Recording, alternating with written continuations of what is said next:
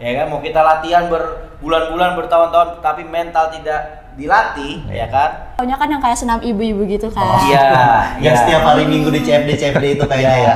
Kak Fauzan ya. Dimanapun sesulit apapun latihannya, kalau memang orang tuanya sudah merestui, mensupport itu sudah. Harapannya jangan hanya perdana tapi continue. Amin. Berkelanjutan. Assalamualaikum warahmatullahi wabarakatuh. Selamat pagi dan salam olahraga jaya. Oke, alhamdulillah hari ini kita bertemu dalam ngopi, yaitu ngobrol pintar. Yang dalam hal ini tema kita itu adalah senam untuk persiapan O2SN. Nah, di sini kita sudah kehadiran nih banyak narasumber, terutama yang paling spesial ada Ibu Kasatlat kita, Ibu Farida Farha, dan ada Kak Ica, atlet Platda DKI Jakarta, ada Kak Fuji dari guru SDN Klender 14, dan juga ada Kak Fauzan selaku Ketua KKGO Duren Sawit. Nah, di mana kegiatan kita hari ini akan mengupas, mengulik, dan membahas nih seputar kegiatan olahraga terutama di senam. Akan ada apa saja, pasti nanti akan seru dan akan kita lihat bersama-sama. Sebelum kita ke narasumber yang lain, kita pengen denger dulu nih sepatah dua patah kata dari Ibu Kasatlat kita nih tentang gimana sih Bu harapannya pada kegiatan kita hari ini dan untuk nanti ke depannya untuk olahraga terutama di wilayah Kecamatan Duren Sawit. Silakan Ibu.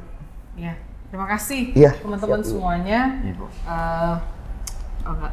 Apa ya manggilnya Kak Al ya? Iya, Kak Al aja dong. Biar agak muda dikit. Iya, saya masih muda Ibu.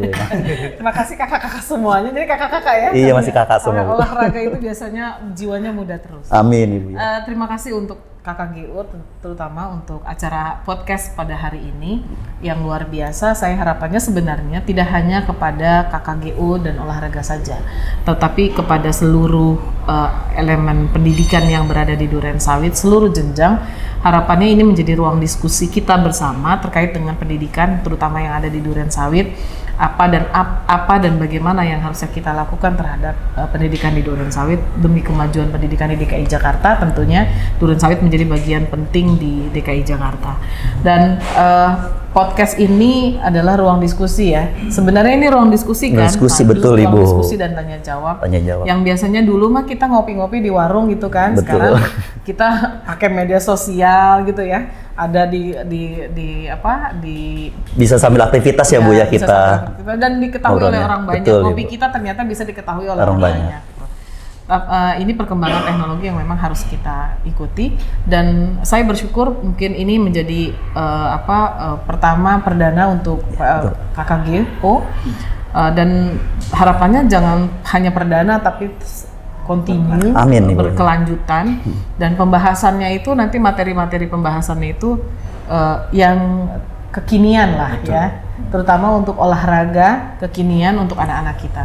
Semua jenjang nih harusnya. Nanti di KKGO SMP, SMA, MGMP-nya itu bisa bikin podcast juga seperti ini supaya diskusi kita hidup dengan semua jenjang. Itu saja harapan saya mungkin. Ya, terima kasih. Jadinya nih buat teman-teman semua nih ternyata kita dapat bocoran dari Ibu Satlat kita, bukan hanya dari olahraga, ternyata semua mata pelajaran atau semua mapel akan ada podcast yang rencana ya Bu ya. Kita doakan ya, semoga rencana Ibu Kasatlat kita ini berikan kemudahan. Dan tidak lupa kita hari ini kegiatan didukung oleh beberapa pihak terkait, yaitu SMKN 48 Jakarta dan penerbit Mutiara Pustaka Nusantara, yaitu vendor buku PJOK dan PLBJ. Silakan untuk menghubungi di nomor 08577 983 7139 perihal untuk pemesanan buku PJOK dan PLBJ. Oke, lanjut lagi ke Kak Fauzan. Kak Fauzan, kira-kira untuk kegiatan pertama kali yang hari ini kita lakukan, harapan dan nanti untuk kedepannya seperti apa Kak Fauzan? Silakan. Baik, terima kasih Kak Al kesempatannya. Izin Ibu ya dan juga para narasumber. Dengan aset utama yang kita punya di Kecamatan Duren Sawit ini, ternyata banyak sekali potensi-potensi, ya kan, yang harus kita munculkan, kita angkat, ya kan. Salah satunya untuk cabang olahraga senam ini. Kita secara letak, ya kan, memiliki modal, yakni gedung senam Kecamatan Duren Sawit yang dibangun dari tahun 97-98. Itu merupakan potensi dari segi letak. Kemudian dari segi sumber daya manusia, di sini kita ada atlet ya, Kak Fuji Santoso SPD, guru PJOK di SDN Klender 14, dan juga di sini kita juga kedatangan atlet aktif ya kan, sedang melakukan praktek kegiatan mahasiswa, praktek keterampilan mengajar di SDN Klender 10. Jadi semua potensi, semua daya dukung harus kita kolaborasikan, dan juga bersama juga SMK Negeri 48 yang memiliki studio yang memang representatif seperti ini. Jadi kita tidak bisa berdiri sendiri, kita bisa hebat dengan kolaborasi dan juga koordinasi dengan pihak lain. Paling itu saja, Kak. Oke, ya Terima itu kasih. tadi dari ketua KGU kita. Ya, ini akan seru banget pembahasan kita kali ini. Jadinya nanti setelah ini akan ada beberapa lagi pertanyaan-pertanyaan, terutama dengan para narasumber kita. Ada Kak Ica dan Kak Fuzi, jadinya jangan sampai kelewatan. Terima kasih. Ingin bertanya nih ke Kak Fuji. Kira-kira Kak Fuji, kalau untuk senam itu kira-kira ada berapa nomor sih, atau ada berapa yang diperlombakan gitu loh untuk cabur senam tersebut? Baik, untuk cabang olahraga senam itu ada yang namanya senam lantai, itu biasanya di matras ya kan. Yang kedua ada namanya kuda-kuda lompat. Kuda-kuda lompat. Yang ketiga itu ada yang namanya palang sejajar, itu palang sejajar. Kemudian palang tunggal. Yang kelima itu ada namanya ring, gelang-gelang. Gelang-gelang. Itu untuk putra. Kemudian kalau untuk putri, satu lagi ada kuda-kuda pelana, udah ya tadi? Oh, kuda-kuda pelana, iya. Udah. Untuk yang putri itu ada senam lantai juga, kemudian ada balok keseimbangan, dan terakhir itu palang bertingkat. Itu untuk cabang senam. Oke, jadinya tuh banyak ya kategorinya yang saya tahu. Kalau saya pribadi tahunya palang pintu ya, ke Fauzan. Saya tahu aja palang pintu gitu ya. Jadi ternyata banyak kategorinya. Cuman mungkin setahu saya mungkin di masyarakat juga ya Kak ya, cuma tahu itu senam yang rame-rame di lapangan gitu. Masyarakat itu, dan kita tanpa mengetahui ternyata ada banyak cabur senam tuh nomor-nomornya. Ya, mungkin itu saja sih pertanyaan awalnya. Mungkin untuk selanjutnya untuk Kak Ica, izin Kak Ica menjawab. Gimana sih Kak Ica nih? Sekarang kan udah jadi atlet nih Kak Ica ya. Awal-awalnya itu Kak Ica ikut senam itu gimana sih Kak ceritanya? Bisa gak ceritain biar buat motivasi nih buat temen-temen yang ada di rumah?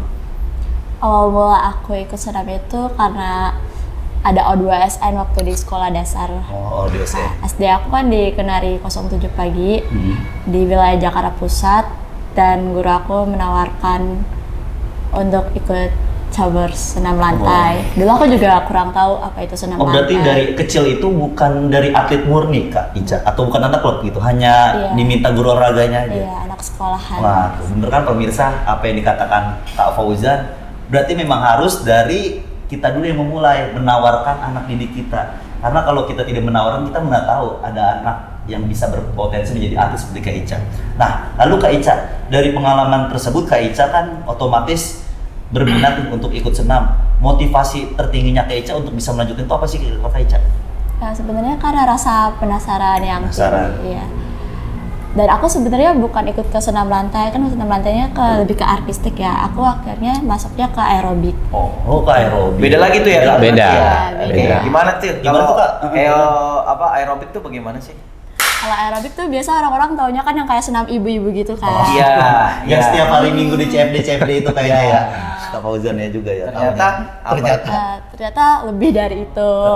Jadi dia kayak di matras 12x12 ukurannya. Matras kayu gitu, kita bergerak, dan itu ada gerakan namanya AMP, terus ada di faculty element, terus ada artistiknya juga, kayak akrobatiknya pakai irama musik. Tapi dia tuh kalau aerobik bedanya nggak pakai alat. Ya. Biasanya yang dibutuhkan itu kalau aerobik selain matras senam apa nih Kak?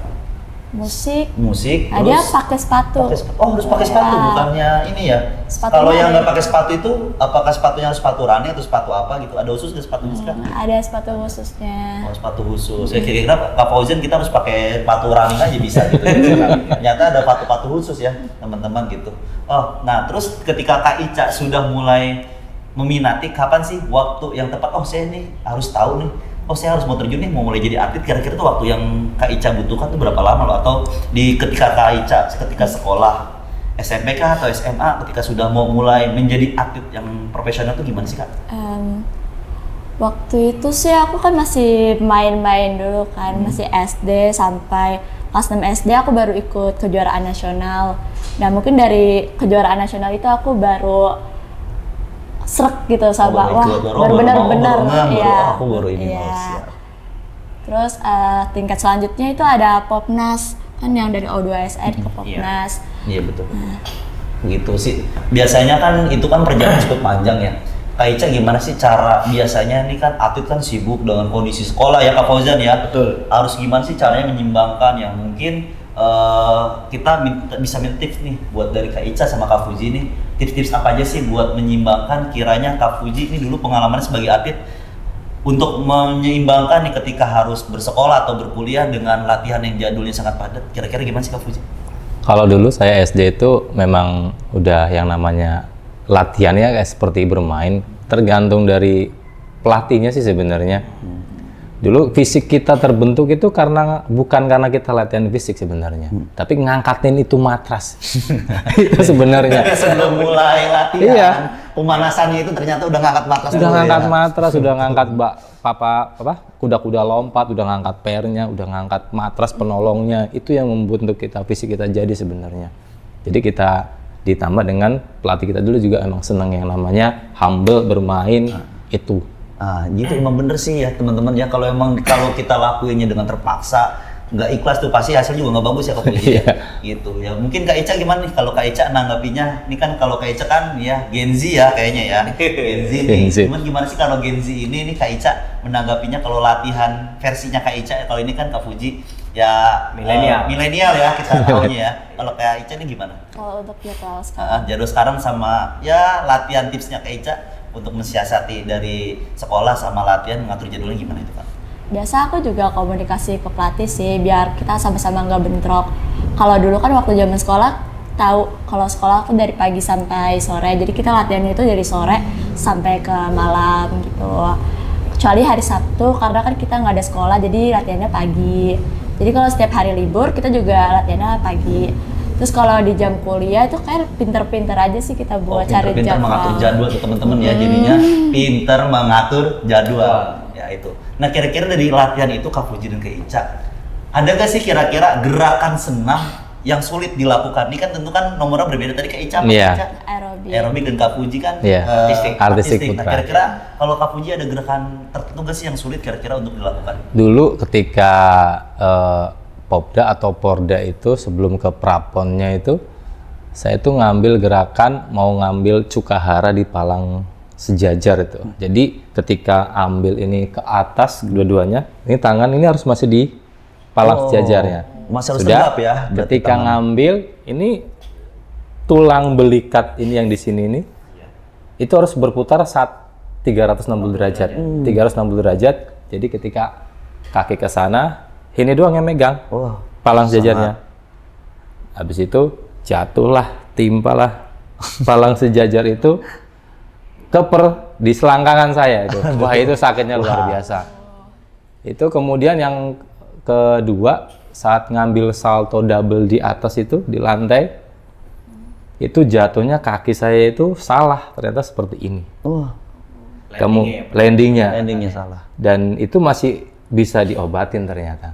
Pas tukang urut udah. Yang ketiga yang paling parah adalah ketika saya ngambil double salto di atas, ini lutut yang kanan nih bisa dari sini pindah ke sini. Diselok mungkin itu ya. Itu udah luar biasa itu. Memang olahraga senam itu olahraga yang gila karena dilakukannya itu bertahun-tahun, tapi kamu hanya menampilkannya kurang dari 2 menit. Nah itu mungkin. Ya itu kan tadi dari Kak Fuji ya dengan pengalamannya ya. Kita sih bukan melihat dari gimana Kak Fuji sebenarnya, tapi lihat dari pengorbanannya ya teman-teman.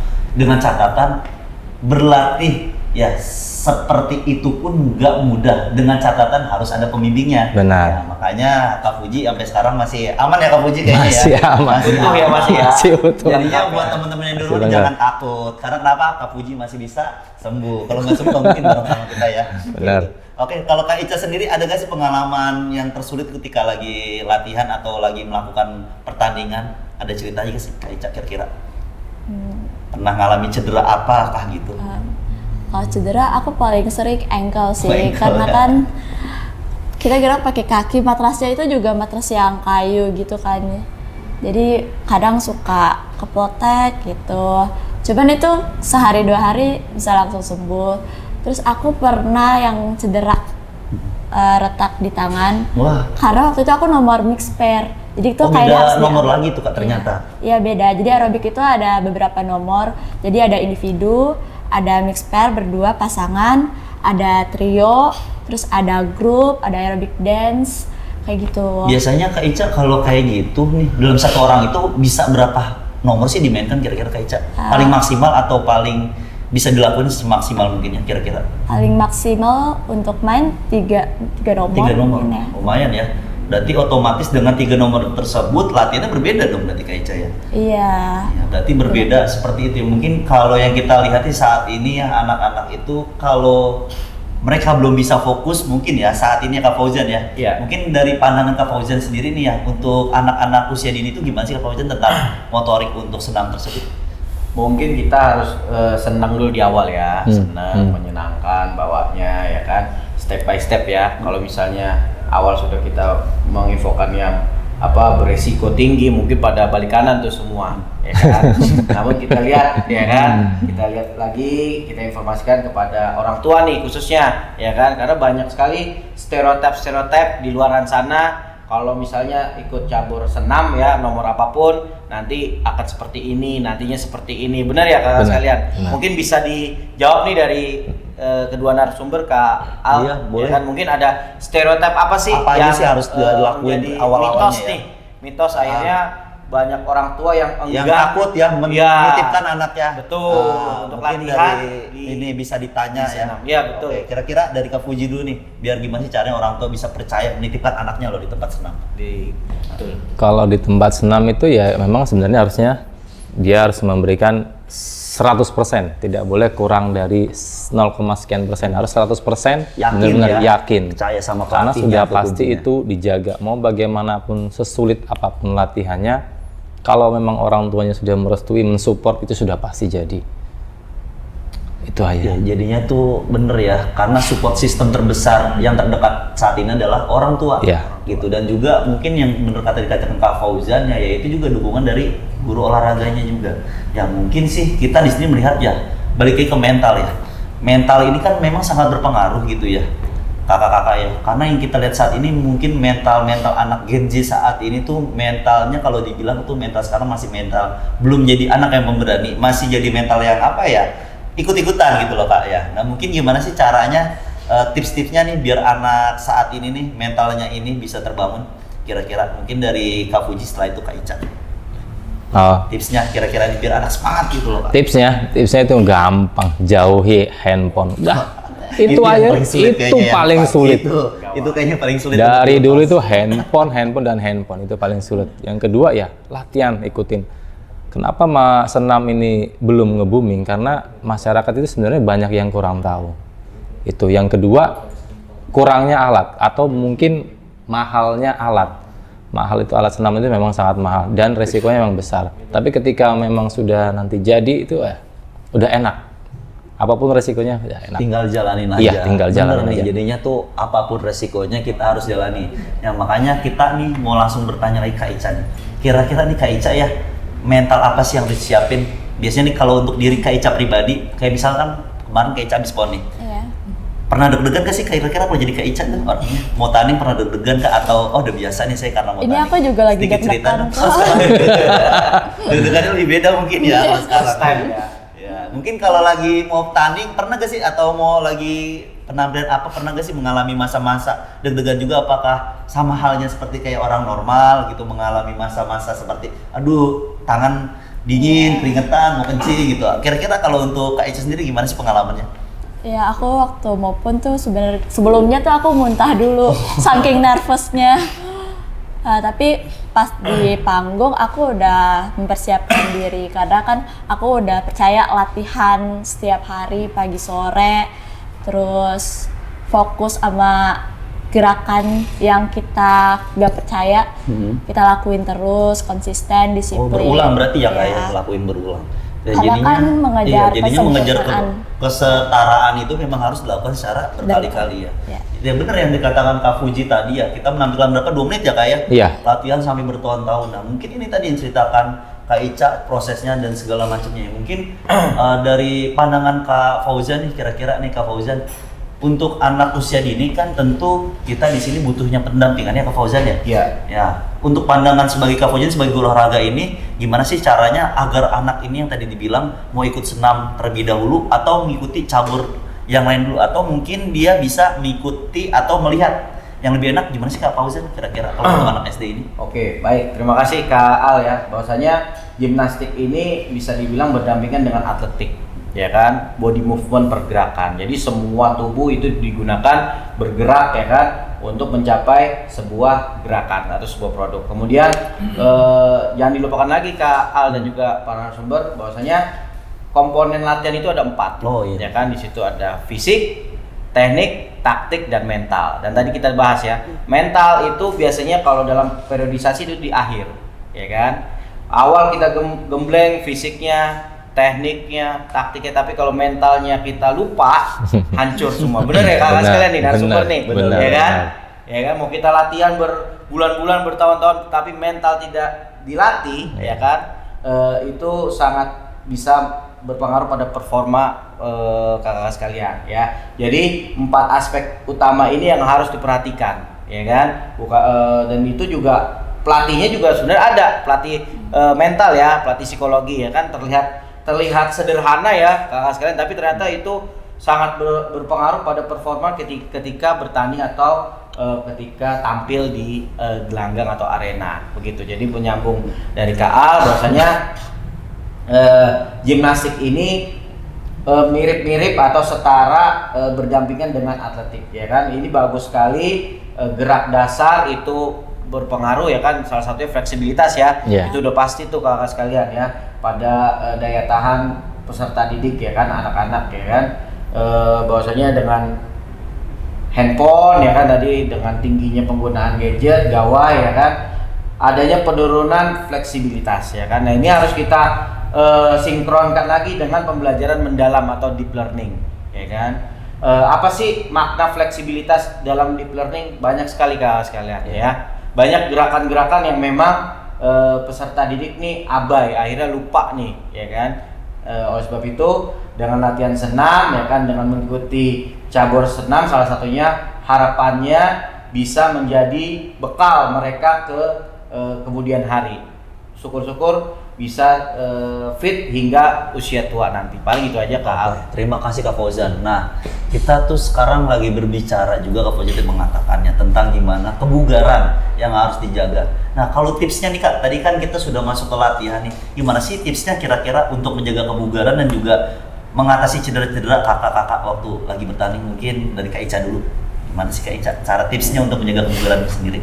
Ya, pasti pola makannya ya diatur, jadwal-jadwal makannya, makan apa aja, terus pola istirahat karena kan udah capek latihan, mungkin harus tidur malam, jadi kurangin gadget. Kira-kira kalau saat itu masih makan seblak sih Kak Ica kira-kira ya? Seminggu sekali boleh. Masih boleh ya, makan seblak ternyata masih boleh. Banyakin sawinya, ya. Banyakin sayurnya, iya bener tentu ya, banyakin sayurnya intinya. Sama telur. Sama telur. Oke, mungkin kalau dari Kak Puji nih untuk penanganan cederanya atau kita untuk mengantisipasi untuk kita nih udah cedera nih, apa yang harus kita lakukan nih cara recovery-nya? Kalau recovery-nya ya itu pasti nggak jauh beda dari yang dibilang sama Kak Ica tadi. Di samping ada pelatih, pasti ada yang namanya yang apa ya, kayak ngerti tentang anatomi tulang itu, atau untuk menanggalan cedera itu sudah pasti ada. Tapi tetap kita kembali ke pokok inti utama ya, tetap kita latihan, jaga istirahat, makan yang bergizi itu nggak harus mahal kok ya, nasi, tahu, tempe. Dulu saya waktu SD saya makan nasi sama air hangat sama garam itu sudah luar biasa. Udah itu. Jadi ini ya, sekarang orang hebat juga kan, Iya. gara-gara tomat tempe kan. Jadinya ya memang makanan juga berpengaruh berarti ya Kak ya. Makanan berpengaruh dan istirahat ini yang paling penting. Istirahat. Nah, untuk bicara ngomong istirahat nih Kak, kira-kira kan Kakak nih tadi yang disampaikan di awal mengatur jam latihan itu dengan jam kita beraktivitas. Nah, kira-kira untuk waktu tertentu ada gak sih Kak, Kakak sekiranya dalam satu kali itu atau dalam satu minggu lah ya, atau satu bulan istirahat itu berapa kali sih Kak? Atau idealnya ketika kita berlatih itu berapa kali sih Kak dalam seminggu atau istirahatnya itu? Kak Fuji kira-kira? Kalau dulu saya memulai karir di senam lantai itu ketika kelas 3 SD. Oh, Ketika kelas 3 SD itu sudah latihan seminggu 3 kali. Kemudian di kelas tidak ada 1 tahun saya udah bisa yang namanya round of free plug salto, itu udah bisa saya. Dan untuk antisipasi memang dari istirahatnya memang harus teratur. Istirahatnya ya jangan lebih, kita tidur nggak boleh lebih dari tidur di atas jam 9. Betul. Dulu zaman saya kan emang nggak ada handphone ya, nggak ada Android, jadi ya kita fokus ya, jadinya fokus latihan, benar. Nyampe rumah belajar membahas materi sekolah, habis itu udah tidur. Itu kalau dulu, karena kita nggak ada namanya gadget dulu. Oh gitu, betul tuh ya. Jadinya balik lagi gadget sekali lagi. Itu tantangan terbesar saat ini adalah gadget dan juga pola tidur. Nah, itu dari tadi Kak Fuji. Kalau sekarang nih dari Kak Ica. Kalau Kak Ica mensiasatinya gimana nih Kak Ica? Kalau aku kan latihannya pagi sore, jadi aku memanfaatkan untuk tidur siang. Oh tidur siang. Bener ya. Dan kalau malam ya kayak Kak Fuji tadi lagi, nggak di atas jam 9 ya, paling lama jam 10 lah ya. Nego dikit. Oh iya, boleh. Jadinya intinya sih ya, jamnya itu pinter-pinter kita yang ngatur ya teman-teman ya juga ya. Karena jam itu memang kita semua punya masa yang sama ya Kak ya. Kita miliki 24 jam yang sama, tinggal gimana dari teman-teman semua, terutama yang ada di rumah nih, gimana sih cara mengatur waktunya. Mungkin semua orang bilang, sibuk nih saya, nggak bisa nih ikut latihan ini, nggak bisa ikut ini. Ternyata yang bikin sibuk tuh bukan orang lain, tapi diri kita sendiri, bener gak sih Kak? Benar. Kira-kira ya, jadinya makanya untuk teman-teman semua, yang kiranya ada waktu, bukan ada waktu juga, ada kesempatan silakan diambil. Apalagi kemarin yang disampaikan Kak Fauzan tuh ya, terutama di wilayah Duren Sawit ini kita punya gor yang besar, gornya pernah dipakai buat kegiatan nasional pun internasional. Kita manfaatkan gornya. Dan mungkin sih sekarang saat ini ya agak jenuh, makanya tugas kita sekarang adalah sebagai ya pembinaan olahraga adalah mengajak teman-teman semua biar olahraga itu makin meningkat, terutama di senam. Kira-kira Kak, untuk senam di Indonesia saat ini perkembangannya gimana sih Kak Fuji? Kalau kira-kira di senam nih, yang pandangan Kak Fuji saat ini lihat? Di daerah mana? Mungkin senasional ini kira-kira, atau di daerah Kak Fuji yang pernah alami perkembangan saat ini senam itu gimana sih Kak? Kalau di daerah saya kan kuliah di Jogja tuh. Memang masih minim, masih sedikit. Paling yang kalau tanding kayak Popda atau Porda di daerah Jogja, paling nggak ada lebih dari 20 atlet. Nggak lebih. Jadi memang banyak yang belum mengerti, belum mengenal untuk senam lantai. Tapi kalau memang dari 20 itu ya kalau sudah tanding ya pasti ya itulah maksimalnya. Nggak lebih dari 20. Apapun lah, apalagi di SD. SD itu sangat jarang. Paling kalau dari satu bukan Duren Sawit, misalnya satu kecamatan paling hanya ada 3-4. Iya. Itu yang kita alami ya Kak Fauzan kemarin dosen ya. Tentu nggak pernah lebih dari 10 nih, terutama nggak pernah naik dari 8 juga. Makanya nih tugas kita nih sama-sama. Karena buat naikin lagi. Nah, itu kan tadi dari Kak Fuji nih di Yogyakarta. Nah, Kak Ica sendiri kan atlet DKI Jakarta. Kalau atlet DKI Jakarta gimana sih peran pemerintah buat atlet-atletnya nih? Kalau dari fasilitas sih udah sangat bagus ya, udah di tempat aku aerobik aja udah ada 2 matras. Wah. Iya. Benar. Jadinya untuk fasilitas pun sekarang udah cukup bagus, ya. iya. Dan untuk ini latihan sendiri ada kendala gak sih kira-kira Kak? Dari tempatnya atau mungkin dari pemerintah perhatiannya atau gimana? Untuk perhatian pemerintah, latihan sih gak ada kendala sama sekali karena udah sangat didukung. Cuman mungkin kalau belum terkenalnya karena banyak biasa tuh orang tua murid gitu tanya kalau latihan senam biayanya berapa sih? Nah, biasa kendala biaya mungkin ya. Kalau biaya berarti kita ngomongin lagi ke prioritas mungkin ya Kak Fauzan ya. Iya, betul. Ya biasanya nih ya, kalau biaya yang tadi Kak Ica bilang nih, mungkin selama ini dibilang kendala dan biaya. Ada nggak sih emang Kak harus biaya yang kita keluarkan atau bisa dipatok nih, harus ikut senam harus bayar sekian atau sekian? Ataukah memang hanya punya keinginan terlebih dahulu untuk mengikutinya, atau mungkin orang tuanya bisa bertanya dulu, atau gimana sih Kak caranya nih? Mungkin kalau di tempat aku tuh bisa ikut dulu. Lalu nanti orang tuanya mungkin bertanya sama pelatih aku untuk biaya-biayanya masuk ke situ. Terus? Ya paling nanti ya, kalau mau lebih lanjut bisa dihubungin Kak Ica di Gor Raden Inten Gor Senam. Oke. Ya, nah itu kan dari Kak Ica, dan mungkin Kak Fauzan nih, mungkin ada gambarnya sebagai perwakilan orang tua nih Kak Fauzan melihat informasi yang saat ini terbatas. Ya, jadinya Pak Fauzan nih bisa menilai nih gimana sih orang tua untuk secara bijak untuk menaruh anaknya di tempat latihan senam. Baik, kalau pandangan saya mungkin secara pribadi selaku orang tua ya kan, senam ini bisa menjadi salah satu cabang olahraga yang akan menjadi mata pencarian anak kelak. Apalagi aerobik ya, salah satunya untuk nomor aerobik dan juga tidak lepas artistik juga. Jadi pada tahun ini juga akan dilaksanakan Fornas, ya kan? Festival olahraga nasional, festival olahraga nasional yang dilaksanakan oleh Kormi, ya kan?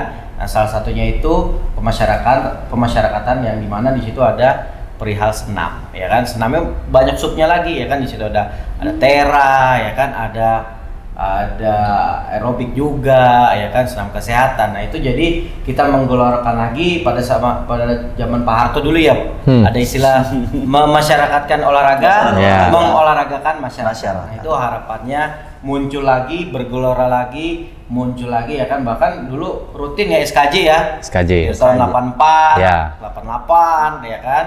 Terus mungkin 2000, ya kan. Terakhir kita sendiri punya senam anak Indonesia hebat atau SAI, ya kan. SAI. Sudah mulai, ya kan, sudah masif lagi, ya kan, untuk kita laksanakan.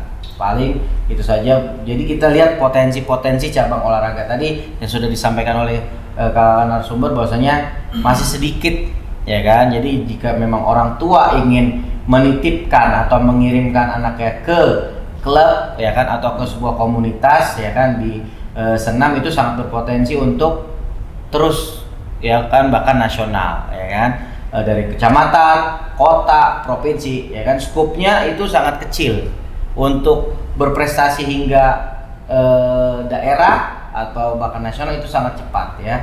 Bahkan tahun lalu O2SN nasional dilaksanakan di sini, kita tuan rumah. di Gor Senam. Iya, di Gor Senam ini. Dan tahun ini juga akan dilaksanakan Popnas KAL. Tuan rumahnya juga di DKI Jakarta juga. Dan pasti untuk cabang olahraga senam akan dimainkan di sini. Jadi harapan saya, mari kita ramaikan gedung senam lagi, ya kan, yang dibangun pada tahun 97-98 KAL, ya kan. Seusia saya itu kayaknya.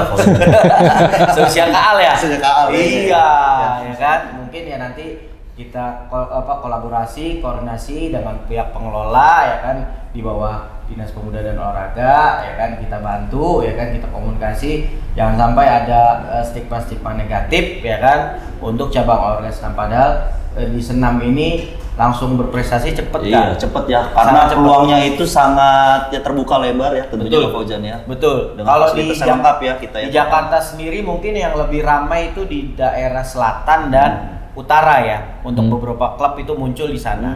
Nah, timur ada beberapa, ya kan, emang penggiat cabang olahraga senam. Nah, harapannya seluruh kabupaten kota muncul nih, bermunculan, ya kan. Jangan sampai ketika muncul malah ya akhirnya tersaingi nih, jangan, ya kan, para pembina dan juga penggiat senam. Kita lihat, kita bersaing untuk mendapatkan atlet atau delegasi yang memang berkualitas untuk DKI Jakarta, ya. Jangan berpikiran bahwasanya wah gara-gara tumbuh kembang, ya kan, akhirnya persaingan susah nih, ya kan. Banyak tuh stigma negatif kan begitu. Kalau kita lihat positifnya, ya kan, ternyata semakin banyak klub, semakin banyak komunitas, semakin banyak yang membina, itu kita akan mendapatkan atlet-atlet, ya kan, atau anak-anak yang memang berkualitas. Pada dasarnya senam ini kan gerak dasar ya Kak, ya kan, gerak dasar, ya kan. Jadi di usia-usia under 10 itu seharusnya lebih masif lagi jumlah dari segi atletnya ya, jumlah ya. Betul. Bisa lebih banyak lagi mungkin ya untuk ditarik lagi. Karena untuk ngejaga untuk sampai top performan tuh sangat susah ya dalam ngejaga atlet ya di LTAD sendiri, ya kan. Kita lihat tuh mungkin di grassroots di akar rumput banyak nih, ya kan, bisa 8, ya kan, bisa sampai 20 ya tadi ya. Nah, makin ke sana berkurang ya Kak.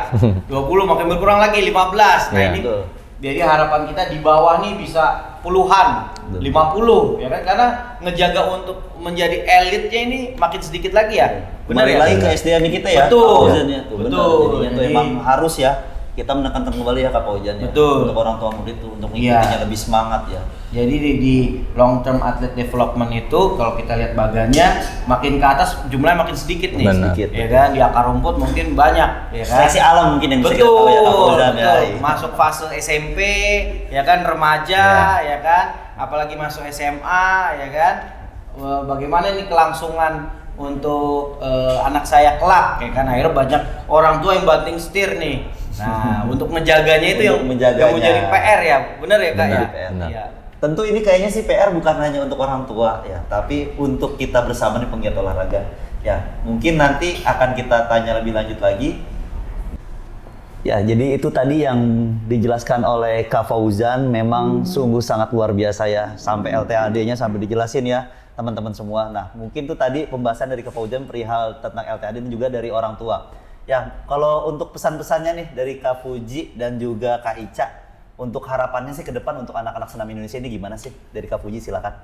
Kalau untuk harapan saya itu saya harap dia lebih baik, apalagi kalau sarana prasarana di sekolah itu mendukung, karena yang saya lihat di Duren Sawit nih ya kan, untuk nominal kita bahas uang aja udah, yang penting makan cukup aja udah bersyukur. Udah bersyukur ya. Yang penting Sarpas datang aja ke SDN Klender 14. Kalau memang nanti saya sedang mengajukan matras, semoga saja sih terrealisasi.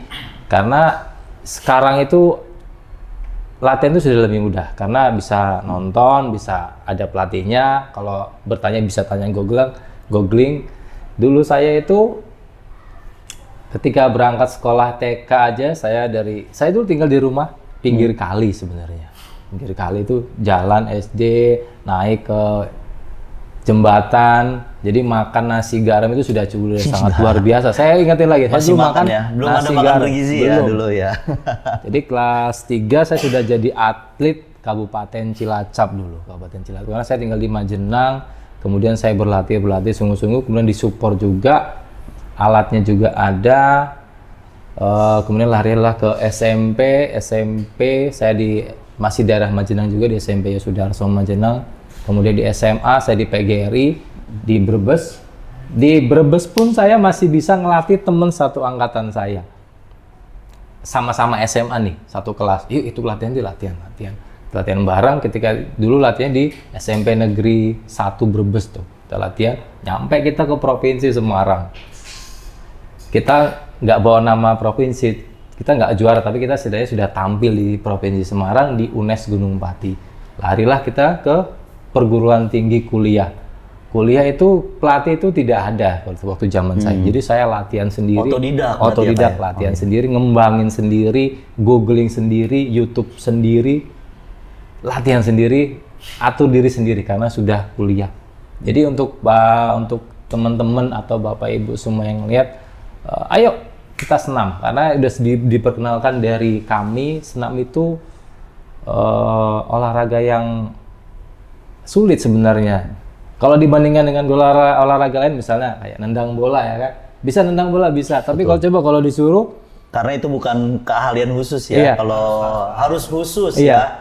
Jadi kayak bola kan umum gitu. Kalau kan khusus ya, jadinya benar-benar harus digali lagi berarti ya. Coba kalau di senam lantai, coba suruh guling belakang. Harus keahlian khusus benar-benar. Guling belakang belum tentu bisa. Jadi ayolah kita udah kenalkan senam lantai. Semoga saja harapan saya terrealisasi. Saya siap melatih di sekolah saya. Kalau saya sudah pernah ajukin ke Mas Anggara, ya enggak. Saya butuh berikan saya 12 matras, maka saya akan mengguncang Duren Sawit di senam lantai. Keren ya, Duren Sawit akan diguncang ya dengan 12 matras. Dan juga jangan lupa dengan atletnya ya, kalau bisa disiapkan untuk olahraganya. Mungkin kalau untuk Kak Ica gimana nih untuk harapannya ke depannya nih untuk anak-anak senam Indonesia nih? Semoga anak-anak lebih berani untuk mengeksplor apa itu tentang senam dan mengenal senam lebih dalam. Oke, lebih dalam. Berarti otomatis ya, kalau tak kenal maka tak sayang. Kira-kira nih kalau kita bisa komunikasi lebih lanjut, kira-kira nih kakak-kakaknya pada punya sosial media gak? Kira-kira dari Kak Fuji punya media sosial apa aja nih kira-kira Kak? Ada, kalau Instagram itu saya punya 2. Yang pertama itu pengikutnya banyak, cuman saya tadi kenalan sama Eca, saya kasih Instagram pribadi saya. Pengikutnya saya kenal, itu yang asli pengikutnya paling nggak ada lebih dari 100. Kira-kira biar teman-teman mungkin bisa mengikuti yang di rumah tuh. Joe _panut, karena dulu saya panut itu panutan. Oh gitu, Itu siap. panggilan saya waktu dulu Oh, kuliah. paling nanti ya bisa diketik nanti di bawah ya, Boleh. ditulisin tuh di captionnya. Kalau kayak Ica sendiri apa kira-kira? Ada sosial medianya kan? Masih banyak yang nanya nih. Aku paling Instagram doang sih di bawah sini ya, Kris Cahyani. Oke, siap ya. Nanti silakan teman-teman yang ingin bertanya langsung, ingin berkomunikasi langsung dengan pakar-pakar kita di Senam, bisa nanti komunikasi langsung via DM di Instagramnya. Mungkin dari saya selaku host itu saja. Kira-kira dari Kak Fauzan sebagai penutup, kira-kira ada yang ingin tambahkan untuk giat hari ini, terutama untuk lintas guru olahraga. Silakan. Baik, terima kasih bagi para penonton yang ada di manapun Anda berada, bahwasanya senam ini merupakan potensi, ya kan? Dan secara letak, ya kan, memang di Duren Sawit unggul, dan juga secara aset ex atlet, ya kan, mantan atlet daerah memiliki profesi sebagai guru PJOK di lingkungan Kecamatan Duren Sawit.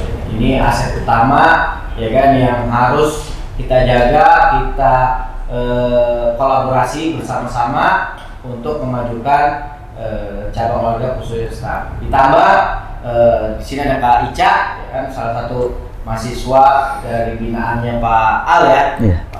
Kak Ica sedang melakukan studi S1-nya di Universitas Negeri Jakarta, ya kan.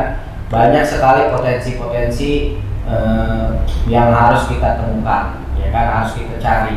Jadi harapannya itu lebih jeli lagi bagaimana melihat potensi-potensi yang ada. Jika memang berpotensi di lingkungan manapun, ayo kita kolaborasi dengan KKG PJOK Kecamatan Duren Sawit.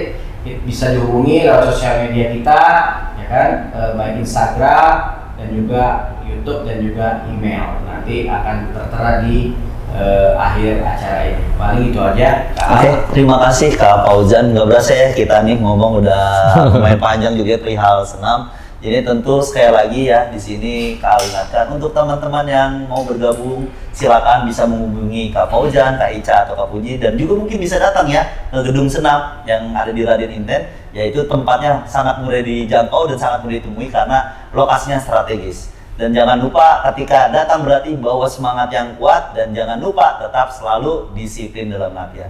Mungkin saya itu saja yang bisa saya sampaikan sebagai host. Saya mengucapkan terima kasih banyak atas dukungannya dengan kegiatan Ngobrol Pintar hari ini seputar senam yang didukung oleh SMKN 48 Jakarta dan juga dari penerbit Mutiara Pustaka Nusantara selaku vendor buku PJOK dan PLBJ. Dari saya itu saja, terima kasih. Wassalamualaikum warahmatullahi wabarakatuh. Salam olahraga Jaya. Oke. Kayak gini. Selamat tek ulang terpembukaan ya.